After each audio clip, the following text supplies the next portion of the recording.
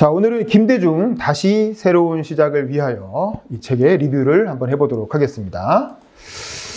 자, 이 책의 출간 배경부터 먼저 좀 말씀을 드려볼게요. 자, 이 책은 1992년에 김대중 대통령이 세 번째 대통령 선거에서 패배하고 나서 이제 사실은 이때 김영삼과 김대중 이제 최초의 양자 구도가 실현이 됐고, 이때 3당 합당을 한 김영삼을 상대로 그 평화민주당의 김대중 후보가 도전을 했다가 패배를 하게 되죠.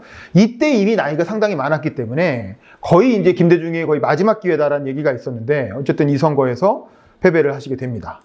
그리고 나니까 이제 그 정계 은퇴를 결단하게 되죠. 그 정계 은퇴하는 이야기가 이 책의 마지막 부분에 보면 나와요. 근데 이제 결국엔 나중에 번복하게 되긴 하지만 그 당시에 굉장히 비장한 마음으로 정계 은퇴를 했다라는 얘기가 나옵니다. 자, 그런데 놀랍게도 이 정계 은퇴를 하고 나니까 갑자기 김대중이나 정치인에 대한 평가가 극적 반전이 일어나게 돼요. 마치 노무현 대통령이 살아생전에는 평가가 굉장히 안 좋았다가 돌아가시고 나서 갑자기 180도 평가가 바뀌는 것처럼, 김대중 대통령도 뭐 이렇게 그전에는 무슨 뭐 빨갱이다, 뭐 거짓말장이다, 뭐 지역주의, 무슨 대통령병 환자다, 뭐 이런 식으로 막 비난을 받다가 더 이상 정치 안 하겠다고 하니까 갑자기 역사의 거인, 드디어 퇴장하다, 뭐 이러면서 엄청나게 찬양하는 보도가 언론사들, 뭐 보수 언론까지 포함해서 막 쏟아지는 거야. 그러니까 이 평가가 극적으로 반전되면서 김대중 대통령이 뭔가 자기 얘기를 할 수 있는 새로운 판이 열리게 되는 거죠. 그리고 또 마침 그때 자전적 에세이가 되게 유행을 했어요. 아마 여러분들은 잘 모르실 텐데 그 한 90년대 이때쯤에 정주영, 시련은 있어도 실패는 없다, 김우중, 세계는 넓고 할 일은 많다, 이런 식으로 청년들을 대상으로 한 그 당대의 거물들, 재벌이라든가 유명한 정치인이라든가, 이명박 대통령도 그 조금 있다가 신화는 없다라고 하는 유명한 자서전을 내게 되죠. 그런 식의 어떤 자전적 에세이를 쓰는 게 그 당시에 유행이었고, 그런 책이 나오기만 하면 또 엄청나게 잘 팔렸어. 그래갖고 막 돈도 많이 벌었어.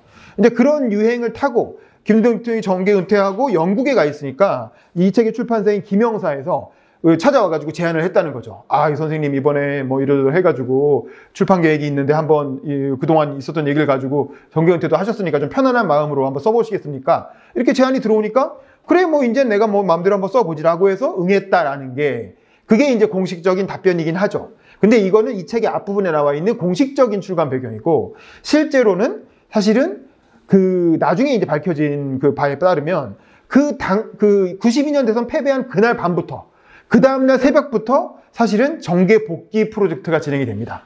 그걸 담당했던 게 장성민이라고 국회의원도 한 번 하고 나중에 국민의힘 쪽으로 넘어가셨죠. 그 장성민이라는 당시 젊은 참모가 김대중 대통령의 정계 복귀 프로젝트를 보고서를 만들어갖고 다음날 새벽부터 보고를 하고 그랬다는 거야. 근데 제가 보기에는 김대중 대통령은 그 당시에는 진심으로 정계 은퇴를 하려고 했지만 참모가 그렇게까지 보고하는데 그걸 또 굳이 면박 주면서 뭐라고 할 필요는 없잖아. 그러니까 그래 알았어 한번 이렇게 그냥 이렇게 하나의 옵션 중에 하나로 좀 약간 멀찌감치 뛰어났겠지. 근데 이제 나중에 실제로 한 6개월 정도 영국에 있다가 돌아오고 나서 정치판이 돌아가는 꼴을 보니까 이거 이대로는 안 되겠다라고 해서 정계 복귀를 하게 됐다라고 또 그 얘기까지 이 책에 다 나옵니다. 그래서 우리가 보고 있는 이 다시 새로운 시작을 위하여는 92년에 처음 나온 판이 아니고 97년 대통령 선거에 승리하고 98년 4월에 대통령 취임한 이후에 다시 개정판이 나온 거예요.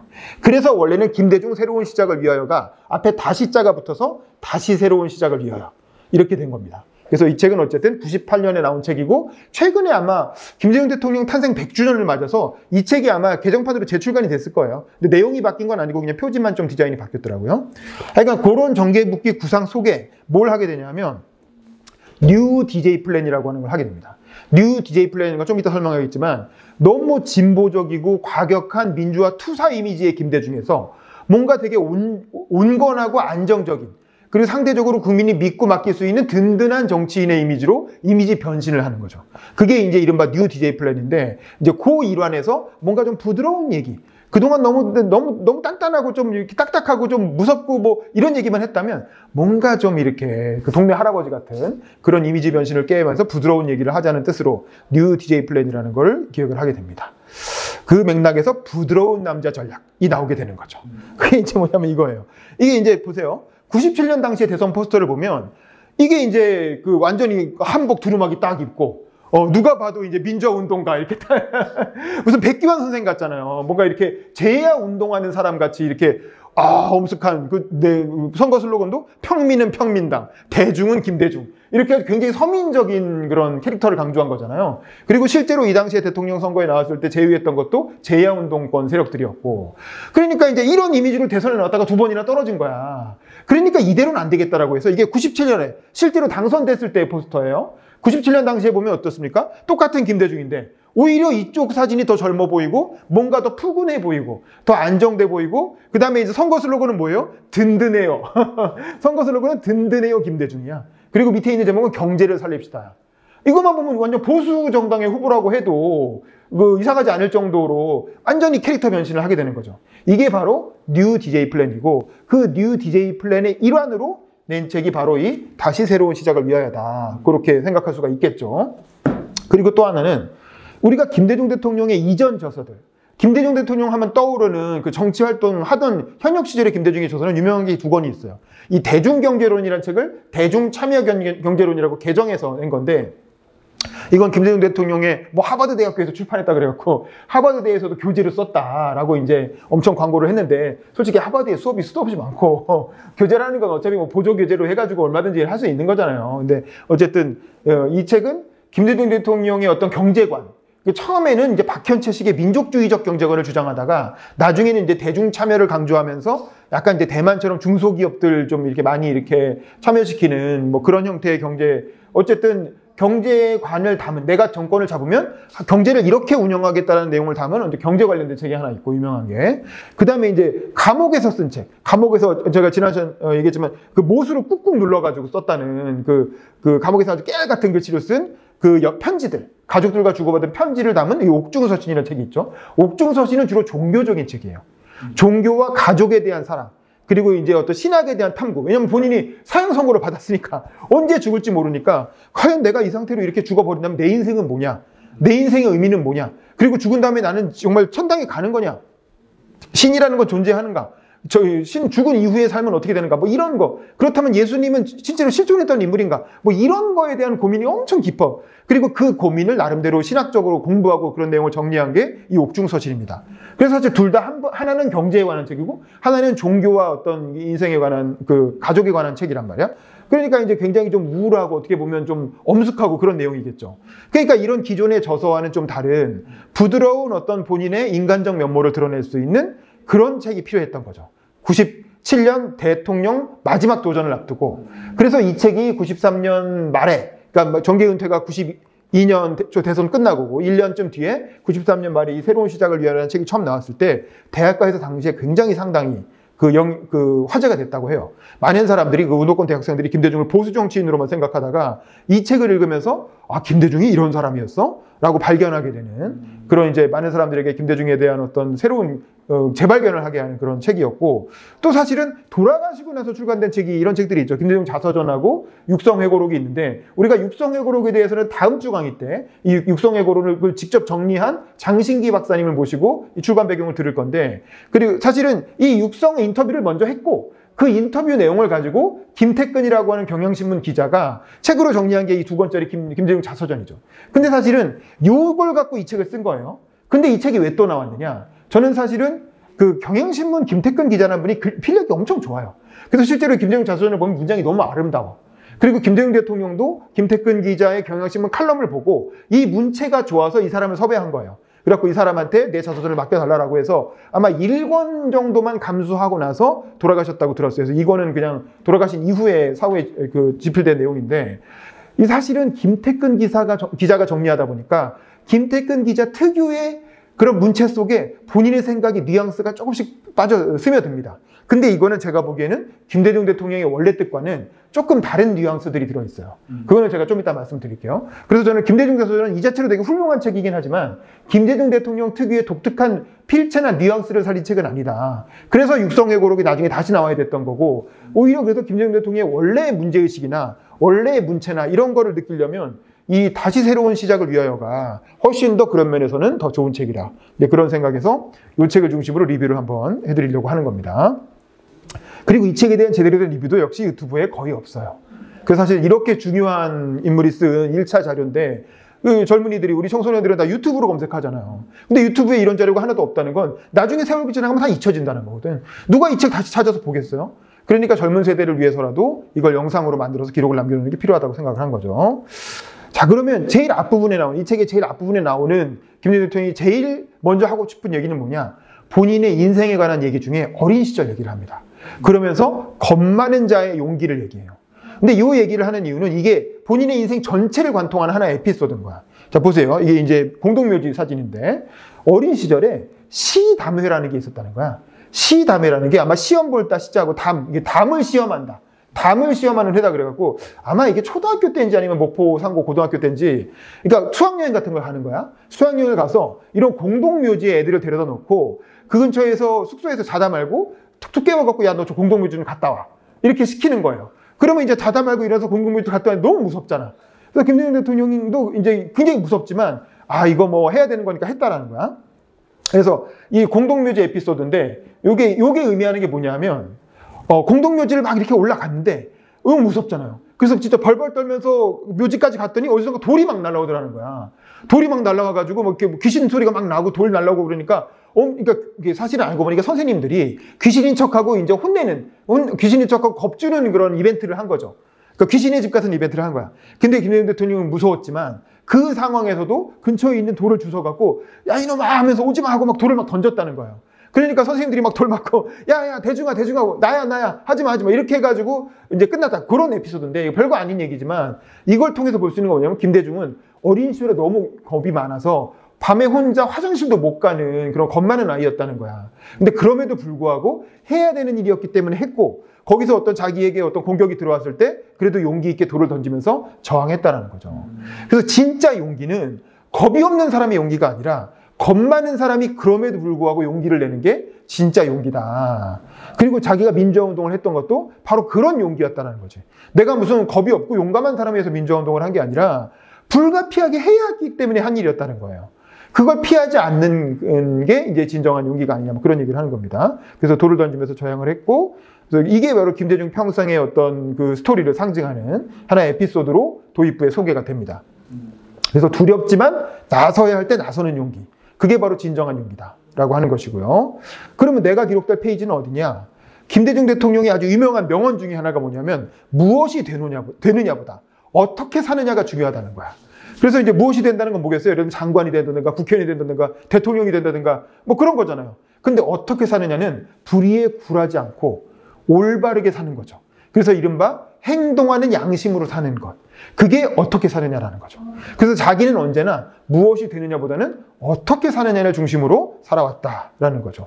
그래서 이 무엇이 되느냐와 관련해서 여러 가지 유혹이 있었다는 거야. 이 책을 내기 직전인 이제 14대 국회 때는 1로 3김이라고 해서 노태우 대통령 시절이잖아요. 근데 노태우 대통령이 사실은 김영삼 대통령과 3당 합당을 했지만 그 전에 김대중 대통령한테 먼저 불러갖고 무슨 회담 마치고 나서 집에 가려고 하니까 김 총재 잠깐만 있어봐요. 그러면서 김 총재도 그동안 너무 고생하셨는데 이제는 좀 나라 일을 함께 합시다 라면서 김대중한테 먼저 합당을 제안했다는 거예요. 사실 그때 김대중하고 합당했으면 노태우 다음에 김영삼이 아니라 김대중이 바로 대통령이 될 수도 있었겠죠. 근데 김대중 대통령은 나는 국민이 야당하라고 뽑아줬는데 내가 왜 갑자기 여당으로 가느냐, 그건 안 된다라고 해서 그 합당 제안을 거절했다는 거죠. 그리고 1980년에는 그때 신군부가 내려놓은 사건으로 유죄를 이렇게 사형 선고를 해놓고 너 재판은 이거다. 재판은 다 거치래고 너 우리한테 협력하면 살려줄 것이고 부통령이든 뭐든 대통령은 빼고 뭐든지 네가 원하는 거 다 지켜주겠다. 근데 만약에 너 거절하면 무조건 죽인다. 재판은 형식일 뿐이고 넌 반드시 죽는다. 라고 이렇게 위협을 했다는 거야. 그럼에도 불구하고 김대중은 내가 죽으면 죽었지 당신들한테 협조할 수는 없다라고 하면서 거절했다는 거고, 그 다음에 더 시간을 거슬러 올라가서 1963년 5.16 쿠데타가 났을 때 그때도 5.16 박정희 정권 세력이 너 왜 공화당 우리 새로 만드니까 넌 아직 젊고 민주당에서 국회의원도 안 했으니까 젊으니까 와서 그냥 공화당에서 정치 시작해라. 네가 넘어오면 우리가 공화당에서 국회의원도 시켜주고 공천도 다 해줄 건데 너 안 넘어오면 너는 절대 앞으로 정치 못하게 8년간 정치활동을 금지하겠다. 그러면 이미 몇 번이나 10년 가까이 정치 낭인했는데 앞으로 8년을 더 정치활동 금지하면 그냥 끝나는 거잖아요. 그렇게까지 위협을 했음에도 불구하고 그것도 역시 나는 민주당의 대변인을 했던 사람이다. 원해였지만 내가 민주당이 세상에서 제일 좋은 정당이라고 떠들고 다니는 사람인데 이제 와서 갑자기 공화당이 좋다고 하면 국민들이 납득하겠냐. 당신들을 위해서 좋지 않다. 이렇게 해가지고 거절했다는 거예요. 이렇게 여러 차례의 유혹이 있었지만 자기는 무엇이 되느냐보다 어떻게 사느냐를 중시했다라는 게 이제 그 내가 기록된 페이지에 나오는 내용이고, 그러면서 예를 드는 게 이완용과 안중근이죠. 이완용은 살아생전에 총리 대신도 하고 무슨 백작도 되고 뭐 무엇이 되느냐는 삶에서 보면 이완용은 엄청 성공한 사람이죠. 안중근은 동네 면장 한 번도 못 해보고 죽지 않았느냐라고 말은 하지만 사실은 역사적으로 보면 누가 위대한 사람입니까? 이완용은 천하의 매국노고, 그래서 얼마 전에 파묘라는 영화 개봉했잖아요. 자손들이 부끄러워서 한국에 살지를 못해. 그래갖고 재산 다 정리해서 미국으로 해외로 떴잖아요. 그 자손들이 파묘를 해버릴 정도로 그런 부끄러운 존재가 됐다면 안중근은 아직도 이제 대대손손 존경받는 이제 그런 인물이 되지 않느냐. 그래서 무엇이 되느냐보다 항상 어떻게 사느냐를 중심으로 생각해야 된다라는 것이고, 그래서 무교동 맥주집에서 만난 한 여조공원도 되게 어렵게 사는 것 같은데 자기한테 살짝 와가지고 형제님, 사실 저희 아버지도 영남 지역에서 민주당으로 정치를 하시는 분이라는 거야. 그래서 진짜 어렵게 살고 있지만 나는 우리 아버지 너무 존경스럽다. 뭐 이런 얘기를 하는 거예요. 그러면서 형제님 팬이라고. 그러니까 이제 이게 그 아버지는 무엇이 되느냐보다는 어떻게 사느냐를 실천한 이미 훌륭한 성공한 인간 아니냐. 이제 뭐 그런 얘기를 하는 겁니다. 그래서 눈앞에 이익에 연연하면 졸장구밖에 더 되겠느냐. 이런 식으로. 눈앞의 이익이 아니라 어떻게 사느냐를 중심으로 살아야 된다라는 얘기를 한 거죠. 사실 보면 우리나라에 뭐 대통령 된 사람 많죠. 김대중 대통령이 경쟁자였던 김영삼도 먼저 대통령 되고 그랬지만 노벨상 탄 분은, 정치인 중에 노벨상 탄 분은 김대중 대통령밖에 없잖아요. 이런 어떻게 사느냐라고 하는 일관된 문제의식이 결국에는 세계적으로 인정을 받은 게 노벨평화상이 아니었나 싶고, 최근에 물론 한강 작가가 노벨평화상을 탔죠. 자, 그리고 6년간의 대학생활이라는 파트는 뭐냐면 이건 감옥생활이에요. 6년간 대학을 뭐 의대 나왔다 그게 아니고 6년간 감옥에 있었다라는 겁니다. 그래서 감옥 시절이, 그래서 박정희 정권 때 2년, 그리고 전두환 정권 때 4년, 뭐 이 정도 감옥에 있게 되는데, 이 감옥 시절이 김대중 대통령에겐 사실상의 대학 시절이었다는 거야. 그래서 이때 읽은 책을 쭉 나열을 하는데 보세요. 플라톤, 아우구스티누스, 칸트, 니체, 야스퍼스, 뭐 사르트르, 키에르케고르, 러셀, 이런 서양의 아주 유명한 정치 철학자들의 책을 감옥에서 다 읽었다는 거야. 그러니까 이런 책을 사실은 나도 다 못 읽은, 나도 읽은 책도 있지만 못 읽은 책도 많은데, 이거를 이미 이렇게 감옥에서 할 게 없으니까, 시간이 많으니까. 원래 그리고 머리가 되게 좋은 분이었어요. 어렸을 때 공부를 되게 잘했어. 근데 가난해서 대학을 못 간 거지, 그 시절이니까. 근데 사실은 대학을 갔어도 되게 대성했을 뿐이고, 이 책에 보면 자기는 만약에 정치인이 아니었으면 학자나 교수가 됐을 거다. 뭐 이런 얘기도 하는데, 어쨌든 감옥에서 강제로 책을 읽는 시간을 많이 가지고, 물론 이제 감옥에 시간이 많으면 노는 사람도 많아요. 그냥 운동이나 하면서. 근데 DJ는 어쨌든 이 시간에 이런 고전들을 읽으면서 공부를 했다는 거고, 그 다음에 문학도, 특히 러시아 문학, 푸시킨, 레르몬도프, 도스토옙스키, 톨스토이, 투르게네프, 이런 유명한 러시아 문학가들의 문학을 이때 본 거예요, 이때. 이게 왜냐면 다 벽돌책들이잖아요. 뭐 전쟁과 평안이, 죄와 벌이니, 무슨 뭐 까라마조프의 형제들이, 이런 거 다 엄청난 벽돌책들인데, 감옥에 있으면 시간이 많으니까 이런 책들을 열심히 읽은 거야. 그리고 이걸 가지고 나중에 대통령 되고 나서 러시아 갔을 때 러시아 모스크바 대학에서 강연을 하면서 거기서 이 러시아 문학에 대해서 쫙 일장 연설을 합니다. 그러니까 막 러시아 학생들이 눈이 막 하트가 돼가지고, 와, 우리나라 문학을 이렇게 칭찬해주는 해외 대통령이, 그것도 노벨상 받은 사람이 오니까 얼마나 좋아했겠어요. 그래서 뭐 러시아 모스크바 대학에서 뭐 종신 교수도 제안하고 뭐 박사학위도 주고 뭐 그랬다는 거 아닙니까? 자, 그리고 노인과 바다 같은 소설. 특히 노인과 바다는 내용이 그렇잖아.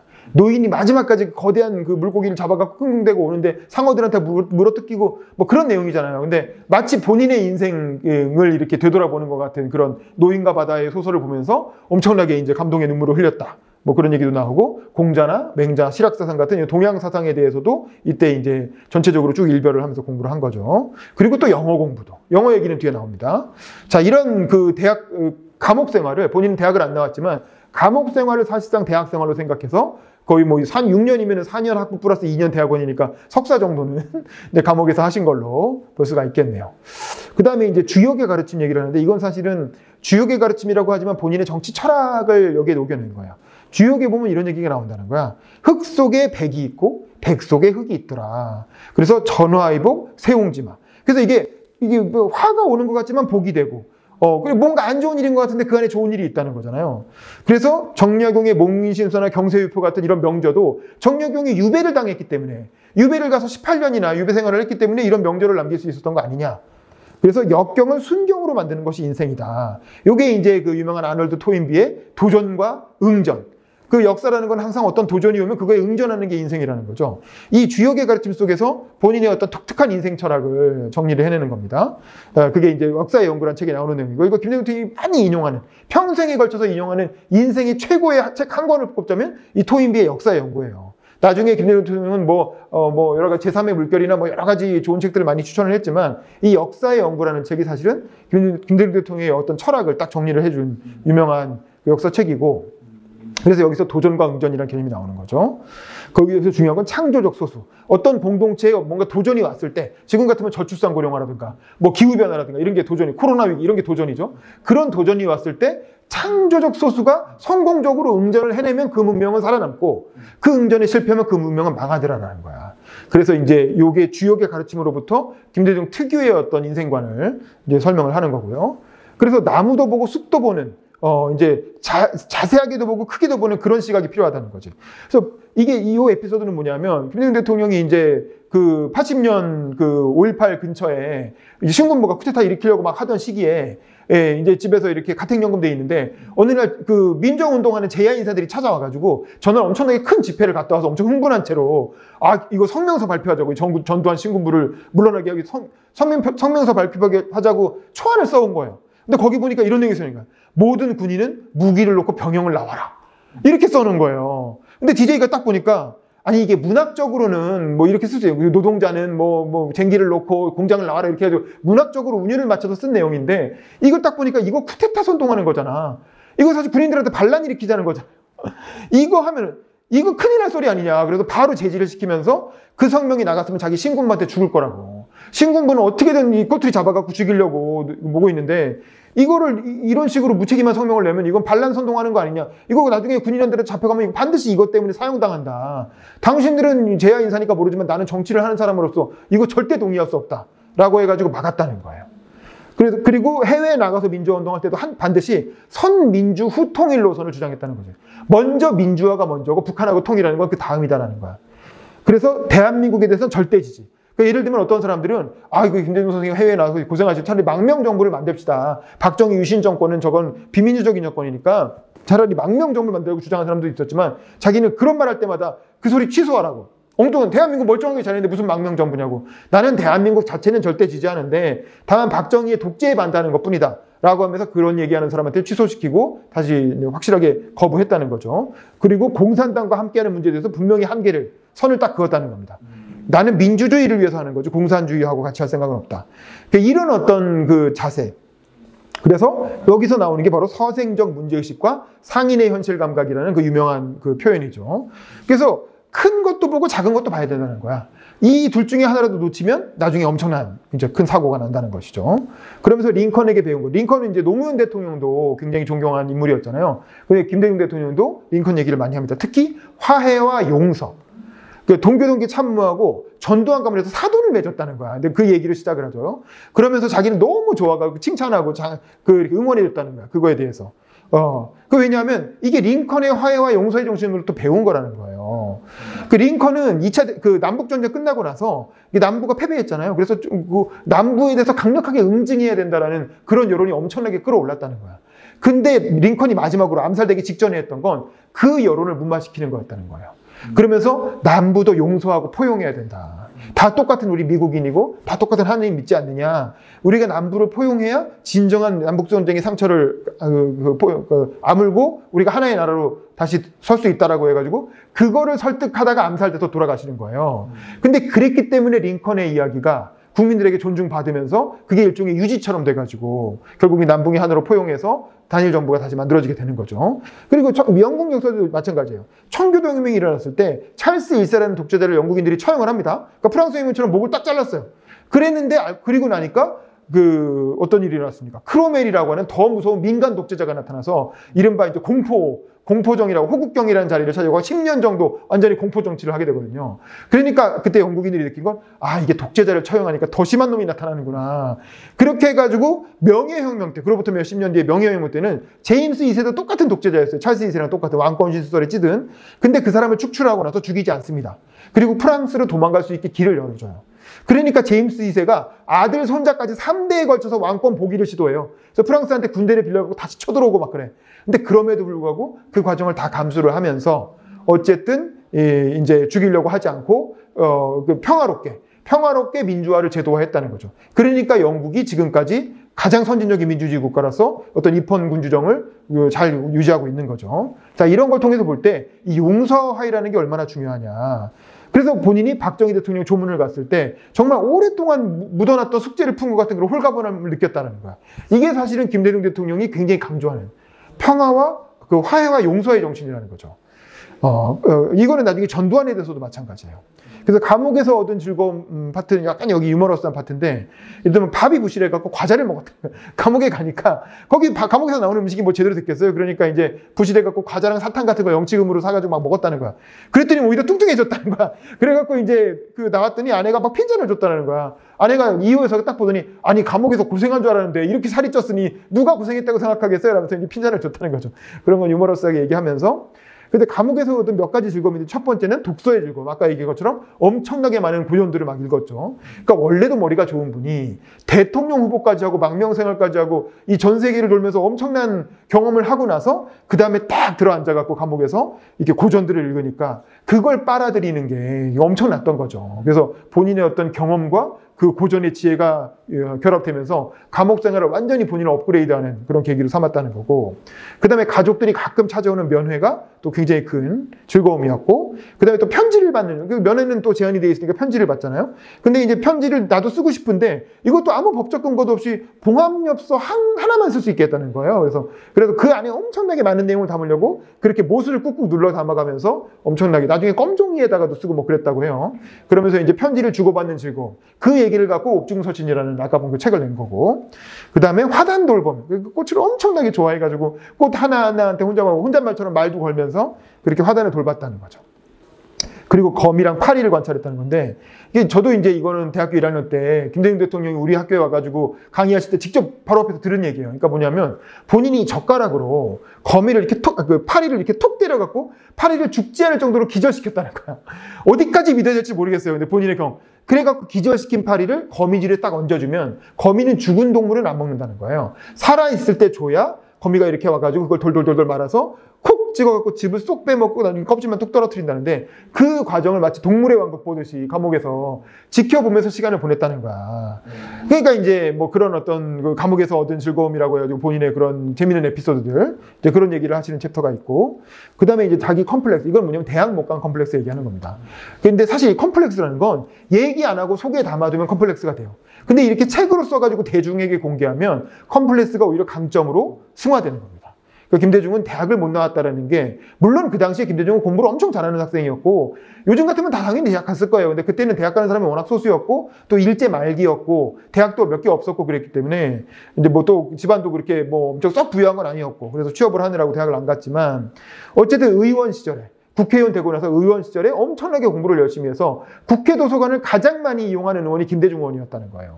밤 늦게까지 항상 국회 도서관에서 책 보고 공부하고, 특히 이분이 재경위 의원을 하셨거든요. 그래서 재정경제, 그래서 엄청 경제에 대한 공부를 많이 했고, 그래서 아주 빼어난 의정활동으로 그 대학 못 나온 컴플렉스. 그러니까 딱 국회 가보니까 뭐 좋은 대학 나오고 유학 갔다 온 사람들 수두룩 빽빽한데 자기가 가장 뛰어나더라는 거야. 의정활동을 해보니까. 그래서 김대중 대통령이 서면으로 낭독하던 대정부 질문을 요즘 우리가 TV에서 보는 것처럼 일문일답식으로 총리 나오세요. 뭐 물어보고 답변하고. 뭐 장관 나오세요. 물어보고. 이런 식의 대정부 질문을 김대중 대통령이 처음으로 제안을 해서 관철을 시켰다는 거고. 그래서 이제 김대중 대통령이 의원 시절에 질문을 하러 나가면 밖에서 바둑 두던 의원들도 김대중 의원 질문하는데 그러면 우르르 들어와가지고 한번 들었다는 거예요. 그만큼 동료 의원들한테 인정받는 의원이었고, 그러면서 자기가 대학을 못 나왔다라고 하는 컴플렉스를 극복을 하게 됐던 거죠. 이런 어떤 공부가 71년 대선 당시에 박정희 대통령과의 그 유명한 정책 대결, 이제 그런 걸로 승화가 됐고, 거기서 이제 공약만 놓고 보면, 정책만 놓고 보면 박정희 후보보다 훨씬 더 뛰어나다라는 평가를 받았다라는 거죠. 그래서 이걸 가지고 모스크바 대학에서 나중에 정식으로 박사학위까지 받았다라고 하는데, 뭐 얼마나 제대로 된 박사학위인지는 좀 고민해 볼 필요가 있겠지만, 어쨌든 본인은 뭐 구술 면접이랑 논술 이런 거 제출해갖고 정식 박사를 받았다고 하십니다. 그래서 결국 결론은 대학보다는 실력이 중요하다. 왜냐면 이 당시만 해도 대학 나온 사람보다 안 나온 사람이 더 많았기 때문에 대학 안 나온 거 컴플렉스로 생각하지 말고 실력을 키워라. 뭐 이런 얘기를 하신 겁니다. 그 다음에 알고 보면 부드러운 남자라는 건 아까 말한 뉴 DJ 전략의 일환으로 그 사형 판결 당일의 에피소드를 얘기를 해요. 이거 되게 재밌는 유머인데 이것도 뭐냐면 이게 사형 이제 이렇게 이 내란 음모죄이기 때문에 유죄가 확정되면 판결은 2개밖에 없어요. 사형 아니면 무기징역이에요. 근데 이게 보면 김대중이 딱 보기에 사형이면은 천군무가 무조건 죽이겠다고 했고 무기징역이 혹시 나오면 판사가 그래도 양심적으로 고민하다가 무기징역 때릴 수도 있잖아.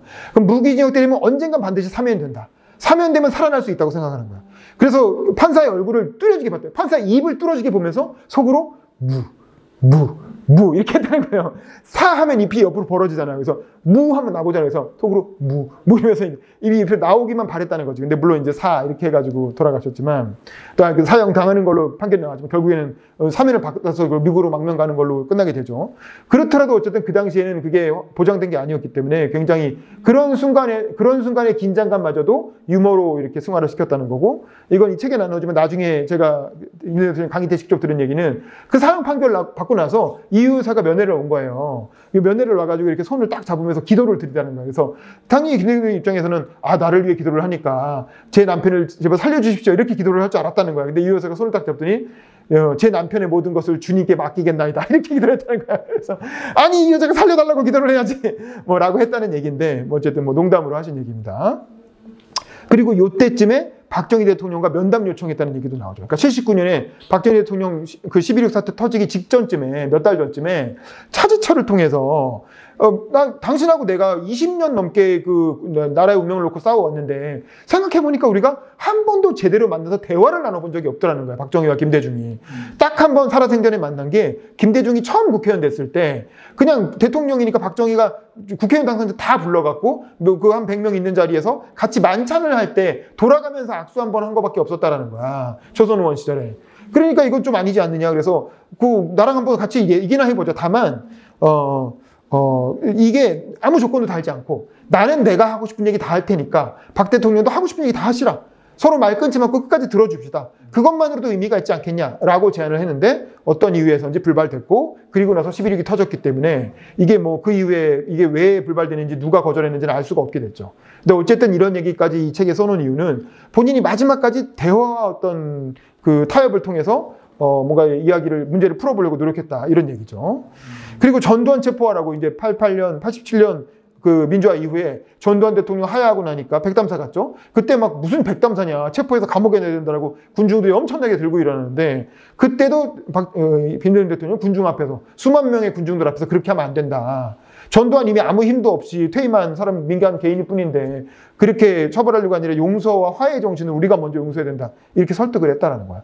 엄청나게 욕먹고 나중에 실제로 사면도 시켜줬죠. 그거 갖고도 엄청나게 욕먹지만 그럼에도 불구하고 이제 그걸 다 먹어가면서도 이 사람은 용서하고 화해해야 된다라는. 그래서 군법회의 법정에서도 본인이 사형 선고를 당한 상황에서도 마지막 유언으로 이런 정치보복은 나에서 끝나야 되고 여기 계신 여러분들이 살아남아서 민주화 되더라도 절대 정치보복은 하지 않기를 바랍니다. 라고 마지막으로 유언을 했을 정도로 정치보복에 대해서는 끝까지 반대했다는 거죠. 그래서 용기 있는 사람만이 용서할 수 있다. 그래서 용서와 화해의 정신을 강조했다는 거죠. 그래서 저는 아까 말한 그 김태근 씨가 김대중 자서전에서 보면 박정희 대통령에 대해서 굉장히 날카롭게 이렇게 비난하는 듯한 뉘앙스의 그 문구들이 많아요. 근데 저는 이건 김대중 대통령이라면 이렇게 안 썼을 것 같은데. 김대중 대통령은 어느 순간부터 박정희를 초월했어요. 박정희는 이미 죽었고 나는 미래와 뭐 계속 실제로 거의 박정희 돌아가시고 나서도 한 20년 뒤에 대통령 되는데 뭐. 그러니까 이제 그렇게 연연하지 않은 거죠. 나한테 지금 주어진 도전에 응전하는 게 더 중요한 문제였던 거죠. 그리고 그러면서 유도 선생의 가르침, 이것도 아까 주역의 논리랑 비슷한 거예요. 목포상교 1학년 때 노구치 진로쿠라고 하는 일본인 선생님이 있었다는 거야. 근데 이분이 담임에서 유도 선생이었는데 이 사람이 항상 얘기하는 게 유도라는 거는 원칙을 고수하면서도 방법론은 유연하게 해야 된다. 그래야 승리할 수 있다라고 항상 가르쳤다는 거야. 근데 이게 자기의 평생의 가르침이 됐다는 거죠. 그래서 영국의 전략가 리델 하트도 이 책엔 그냥 영국의 어떤 군사 전문가라고 하면 나오는데 이게 리델 하트를 말하는 거예요. 리델 하트라는 사람이 전략론이라는 책을 썼는데 거기에 나오는 내용이 이런 내용이에요.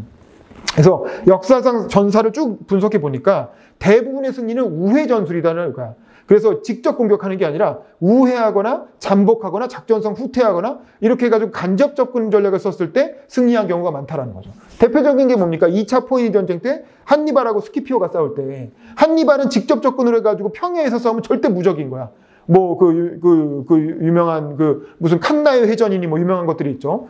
그 평야에서 싸울 때는 한니발은 무적이야. 직접 정면으로 붙으면. 그래서 어떻게 했습니까? 스키피오가 저 멀리 스페인으로 가가지고 한니발의 본거지를 깨고 그 다음에 스페인을 통해서 쭉 돌아가고 아프리카로 들어가서 카르타고 본국을 공격하니까 할 수 없이 한니발이 이탈리아에서 철수해갖고 카르타고로 돌아오죠. 그래서 아프리카에서 한니발을 무찌른 거예요. 그래서 스키피오가 별명이 스키피오 아프리카누스가 되잖아요. 아프리카의 정복자라는 뜻이거든요. 그래서 이렇게 직접 접근이 아니라 간접 접근을 했을 때 승리하더라 라는 게 이제 그 리데다트의 전략론에 나온, 이건 손자문법의 얘기를 서양식으로 차용한 거야. 자, 그랬는데 나폴레옹도 공화주의를 신봉하던 민주주의 그 시절에는 전쟁터에서 승승장구, 왜냐면 간접 접근 전략을 써가지고 승승장구했다는 거야. 그런데 나중에 절대군주가 돼가지고 전공법을 쓰니까 그때는 패배하더라는 거죠. 그래서 여기 그렇잖아요. 러시아를 전공법으로 쳐들어가니까 결국 패배했잖아요. 근데 이제 오히려 공화주의 시절에는 소수의 병력을 가지고 이렇게 게릴라 전법 쓰고 이럴 때는 막 승승장구 했었죠. 그래서 항상 이것도 아까 얘기한 것처럼 원칙을 고수하되 방법론은 유연하게 해야 된다. 이게 이제 서생적 문제의식과 상인의 현실관과 이것과 다 통하는 얘기입니다. 그리고 그래서 그 맥락에서 혁명과 개혁에 대해서도 얘기하는 거예요. 혁명이라는 건 뭐냐? 법을 무시하고 사람을 처벌하는 게 혁명이라는 거죠. 근데 개혁은 나쁜 법은 고치고 사람은 용서하는 게 개혁이더라. 그래서 혁명은 불안을 가져오고 개혁은 희망과 안정을 준다는 거야. 그래서 혁명은 국민을 강제로 끌고 가지만 개혁은 자발적으로 참여를 시킨다는 거죠. 그래서 혁명은 원칙도 강경하고 방법도 강경하지만 개혁은 원칙과 달리 방법은 유연하게 하는 게 개혁이다. 그래서 부드러운 남자로 사니까 젊어 보인다. 그 윤석하 씨 그 알고 보면 저도 부드러운 여자예요. 그 광고 얘기하면서 자기도 이제 부드러운 남자로 사니까 그 유권자들이 만나면은 나이가 몇 살이고 그 나이로 안 보인다고. 그래서 이때가 이미 70대잖아요. 70대 대통령 나오는데 사람들이 50대 같아 보여요. 막 이렇게 인사하면 엄청 좋아하고 막 그랬다는 거예요. 그래서 자기가 이렇게 젊어 보이는 이유는 부드러운 남자로 살기 때문이다. 뭐 이런 얘기를 하십니다. 그래서 내가 사랑한 여인 파트에서는 이제 이거 이제 약간 부드럽게 자전적에 쓰이니까 자기 옛날 얘기하면서 이제 자기가 사랑한 3명의 여인을 얘기하는데 초등학교 때 첫사랑, 이건 진짜 몰래 좋아만 하다가 끝난 첫사랑이고, 그래서 92년 대선 당시에 그 얘기를 어디서 하니까 그 어떤 언론사가 와가지고 한번 언론에서 만나는 방송 이벤트를 한번 연출해보면 좋지 않겠냐 뭐 이런 얘기가 있었는데 자기가 거절했다는 거죠. 사실 그거 했으면 되게 욕먹었겠죠. 이제 그 첫사랑을 첫사랑으로 묻어두는 게 좋다라는 거고, 또 이효 여사가 눈에 불을 켜고 살아있는데 그런 얘기 하면 안 되겠죠. 그 다음에 이제 차용희 여사라고 첫 부인과의 순애보, 이것도 아주 유명한 얘기죠. 윤석열 대통령이 이제 젊었을 때 이렇게 마을에서 이렇게 보고 있는데 웬 아주 굉장히 예쁜 젊은 여성이 흰 드레스, 흰 원피스에 하얀 양산을 들고 걸어가더라는 거예요. 그래서 누구야 하고 이렇게 딱 쳐다봤는데 알고 보니까 자기 친구 여동생이었다는 거예요. 그래서 그 친구네 집에 맨날 찾아가가지고 열심히 이렇게 꼬신 결과 결국엔 결혼을 하게 되는데, 근데 이때가 김대중 대통령이 젊은 시절이니까 일제시대잖아요. 그래서 징용 끌려가기 직전이었다는 거야. 그래서 원래 결혼을 못할 뻔했는데 아내가 강력하게 장인어른이 반대했음에도 불구하고 저는 대중치랑 결혼 안 시켜주면 죽어버리랍니다. 이렇게 해가지고 결국에 결혼을 허락을 맡았고 아들을 둘이나 낳아주면서 그 어려운 정치 낭인 시절을 함께 이겨냈는데 결국 그 과정에서 건강이 악화돼가지고 못 버티고 젊은 나이에 사별을 하게 되신 거죠. 그래서 이 차용희 여사에 대해서는 김대중 대통령이 회고할 때마다 굉장히 애틋한 이제 그런 감정을 드러내십니다. 그리고 나서 이호 여사랑 만나게 되는 거죠. 이호 여사는 이제 부산에 그 전쟁 시절에 부산으로 피난 가 있을 때 이런 독서 모임이죠. 이렇게 젊은 사람들끼리 모여서 정치 얘기 공부하는 독서 모임에서 만난 사이였는데, 그때는 김대중은 유부남이었고 뭐 부인도 있었기 때문에 남녀 관계는 아니었고 그냥 동지적 관계로 같이 뭐 뚝방도 산책하면서 뭐 수다 떨고 뭐 그랬다는 거예요. 그러다가 나중에 김대중 대통령 한 10년 지나서 김대중 대통령은 사별하고 이호 여사는 미국 유학을 갔다 왔는데 40이 되도록 결혼을 안 한 거야. 그리고 김대중 대통령은 이미 사별한 호라비가 됐고 정치 낭인이었고 국회의원도 못 됐고, 이제 그런 상황에서 다시 만나가지고 이제 뭔가 큰 뜻을 품고 나는 당신이 필요하오 이렇게 해가지고 프로포즈해서 결혼했다는 거 아닙니까?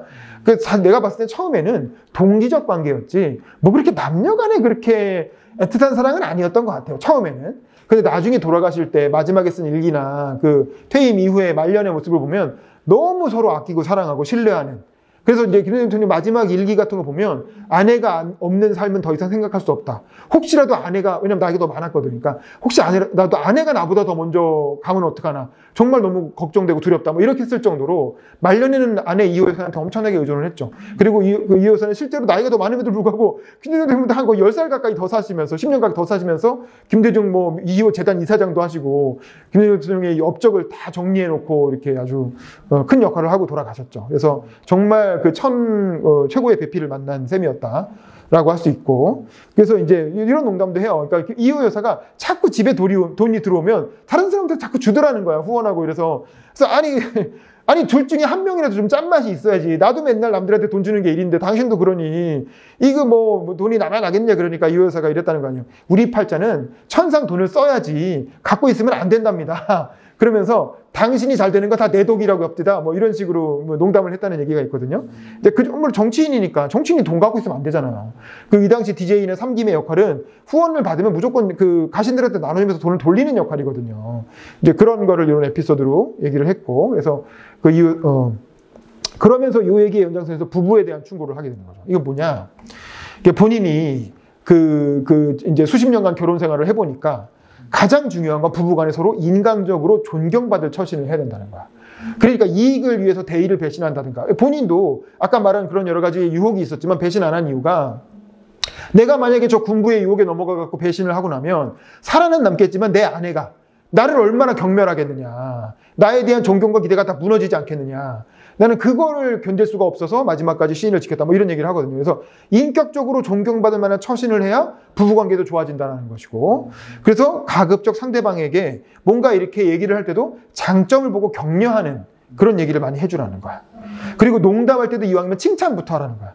농담도, 왜냐면 부부간에 서로 사이 나빠지면 맨날 나가고, 우리 남편은 맨날 방구나 통풍 끼고, 저거 내가 아니면 누가 데리고 살아. 이렇게 얘기하지 말라는 거예요, 남한테. 그렇게 얘기하면 부부관계가 좋아지겠냐고요. 그리고 그 남편이 멘탈이 어떻게 되겠냐고. 그래서 아내한테 이거 특별히 하는 얘기인데 이렇게 얘기합니다. 남편한테 지시하는 듯한 태도를 취하지 마라. 특히 남들 다 보는 자리에서 그런 식으로 얘기하면 남편이 완전히 자존심 구겨지고, 그게 남편이 기가 사라지는 게 아니라 더 위축돼가지고 더 무능해진다는 거야. 이런 태도 표현한 사람 요즘 우리 보고 있죠. 그러니까 이렇게 하면 오히려 남편이 더 망가집니다. 자기가 남편을 돕는 게 아니고 남편을 더 망가뜨리는 거예요. 그래서 그건 부부도 마찬가지고 아내한테도 마찬가지겠죠. 남들 보는 자리에서 그렇게 핀잔 주듯이 절대 얘기하지 말라는 거예요. 항상 높여주고 칭찬하고, 그래서 남편의 능력을 더 위축시킬 뿐이라는 거죠. 그렇게 지시하는 데 무한 주고 망신 주고 그렇게 얘기하면. 그리고 남편은 또 아내를 인정하고 사랑하라는 거고요. 그래서 나도 완벽하진 않지만 부부관계를 위해서 노력해온 건 사실이다. 그러니까 내 경험을 바탕으로 이런 조언을 한다라고 하는데, 사실 요즘 보면 이런 조언이 필요하신 분들이 요즘도 많이 눈에 띄는 것 같습니다. 그 다음에 이제 마지막으로 크리스천인 까닭에 대한 얘기하면서 2장이 끝나는데, 이게 이제 아까 말한 것처럼 이건 옥중수고에 쓴 얘기를 좀 요약한 부분이에요. 그래서 본인이 이제 사형 연고를 받고 나서 감옥에 들어앉아갖고 도대체 신이라는 있는 것인가? 신이 있다면 왜 이렇게 부조리한 일들이 일어나고 내가 사형 선고를 받고 또 5.18 때 수백 명이 학살당하고 이런 일이 왜 일어나냐라는 고민을 하게 된 거죠.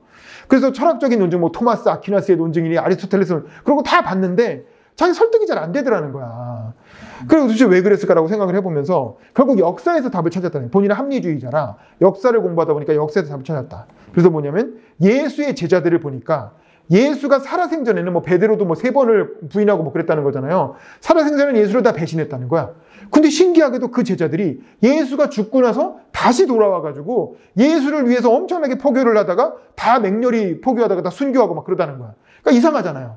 그러니까 이거는 반드시 부활한 예수를 봤기 때문에 천국의 존재를 알게 되고 그래서 그렇게 순교를 두려워하지 않고 한 거지. 그러지 않았으면 예수가 죽었을 때 다 배신하고 돌아갔겠지.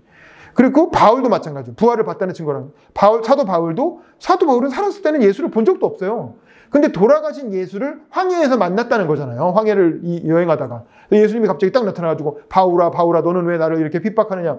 그 얘기를 듣고 각성을 해가지고 나중에 크리스찬이 돼서 예수를 위해서 엄청나게 이렇게 포교를 하고 결국엔 순교까지 하게 되는 거죠. 이런 걸 보면 어떤 그 예수님의 존재는 분명히 실존했고 예수의 부활은 실제 있었던 사건이고 그걸 통해서 예수님이 실존했기 때문에 그것도 부활이 실제 있었기 때문에 신의 존재도 성립된다. 이렇게 설명을 하는 것이죠. 그러면서 그럼에도 불구하고 그럼 세상이 왜 이러냐? 신이 있는데 세상은 왜 이 모양이냐? 이 세상에 일어나는 부조리는 어떻게 설명할 거냐라는 거에 대해서는 인간의 자유의지는 선악이 아니라 그러면 이제 인간이 신이 인간에게 자유의지를 부여했기 때문에 그런 거다라고 설명한단 말이야. 근데 김대중이 생각하기에는 자유의지는 굳이 선악을 둘 필요는 없지 않냐? 선과 차선을 둬도 되는데 굳이 왜 선악을 둬가지고 이런 악한 일들이 일어나게 하느냐? 이 얘기죠. 이제 그거에 대해서도 프랑스의 샤르댕 신부라는 사람의 이론을 인용을 합니다. 그러면서 하느님은 원래 미완성의 세상을 만들었다는 거야. 그래서 이 미완성의 세상에서 미완성의 세상이 완성 과정으로 가는 과정이기 때문에 그 중에서 마찰이 발생한다는 거야. 거기서 5.18 같은 사건도 일어나고 세상에 부조리가 일어난다는 거죠. 그런데 그런 완성되어가는 과정에 예수님이 등장해서 인간을 끌고 가면서 동참과 협력을 필요로 하고 있다는 거죠. 그래서 우리는 이거에 함께 해야 된다는 거죠. 그래서 내가 크리스천인 게 자랑스럽다라고 하면서 이제 이 파트를 마무리를 하게 되는 겁니다. 그래서 저는 이 책을 다시 새로운 시작을 위하여라는 책의 현대적인 함의를 한번 정리를 해보면 이런 거예요. 이게 인간이자 종교인의 모습을 가감없이 전달했다는 거죠. 그전에는 정치인 김대중만 우리가 이제 부각이 됐다면 이 책의 이 자전적 에세이를 통해서 굉장히 인간적인 면모, 그리고 종교인의 모습 이런 거를 볼 수가 있게 됐고, 그래서 뉴 DJ 플랜이라고 하는 다음 대통령 선거에 출마하기 위한 어떤 부드러운 인간적 면모를 강조하면서 어떤 캐릭터 전환을 이루게 되는 거죠. 그리고 또 여기서 계속 강조하는 게 박정희나 전두환까지 끌어안는 모습이에요. 그러면서 화해와 용서를 강조하면서 결국에는 보수층, 박정희와 전두환을 지지하는 보수층까지도 끌어안는 전략을 펴게 된 것이죠. 그 다음에 가정과 종교를 어필하는 모습을 보이면서 중도층에게도 어필을 하는 것이고, 그게 바로 정계 복귀와 나중에 95년의 정계 복귀와 97년 정권 교체의 밑거름이 됐다라고 볼 수 있을 것 같습니다. 자, 여기까지 일단 일부를 정리해 보도록 하겠습니다. 감사합니다.